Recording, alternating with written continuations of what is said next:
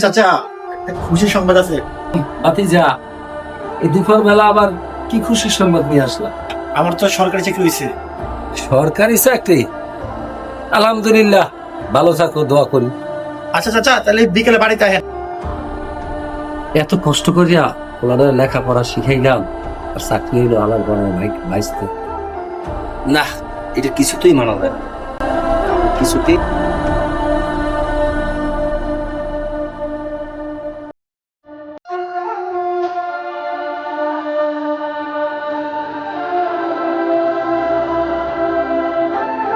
তোমার বলে সরকারি চাকরি হয়েছে, জানাইলা না? এখন মিষ্টি মিষ্টি খাওয়াবা না? মিষ্টি তো আমি তো করে খাওয়াবো, যা চল। তুমি মিষ্টি খাওয়ামো, ডাচা পিঠা তো আমি মিষ্টি নিয়ে আহি। যা লয়া যা, আমি খারাইছি।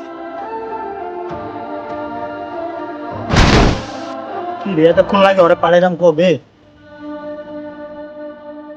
হ্যালো, কি কি কর? আইতেছি, দাঁড়া।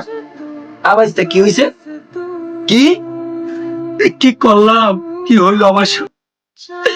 আমি নিজের হাতে নিজের ছেলেরা শেষ করে দিলাম।